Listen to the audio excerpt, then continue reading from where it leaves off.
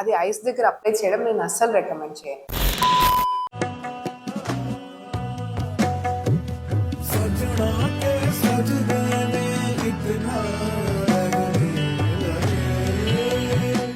As a dermatologist నేను ఇది అస్సలు రికమెండ్ చేయను. ఎందుకంటే రీజన్ నెంబర్ 1, లెమన్ లో సిట్రిక్ యాసిడ్ ఉంటుంది. అది ఐస్ దగ్గర అప్లై చేయడం నేను అస్సలు రికమెండ్ చేయను. ఇది అండర్ ఐస్ కింద అప్లై చేయడం వల్ల స్కిన్ ఇరిటేట్ అయ్యి రెడ్నెస్ రావటము, ఇరిటేట్ అవ్వడం ఇవన్నీ ఉంటాయి. రీజన్ నెంబర్ 2, కొబ్బరి నూనె మాయిశ్చరైజర్ లా పనిచేయచ్చు కానీ డార్క్ సర్కిల్స్ ని ట్రీట్ చేయదు. కొంతమందిలో మిలియా అని చిన్న చిన్న వైట్ బంప్స్ కూడా రావచ్చు. రీజన్ నెంబర్ 3, పసుపులో యాంటీ ఇన్ఫ్లమేటరీ ప్రాపర్టీస్ ఉంటాయి. అండర్ ఐ ఏరియాలో అప్లై చేస్తే కానీ ఇరిటేట్ అయ్యి ఇరిటెంట్ కాంటాక్ట్ డర్మటైటిస్ రావచ్చు అండ్ అలాగే స్టెయిన్ కూడా అవ్వచ్చు. సో ఇంపార్టెంట్ విషయం ఏంటంటే డార్క్ సర్కిల్స్ కి సింగిల్ రీజన్ ఉండదు, మల్టిపుల్ రీజన్స్ ఉంటాయి.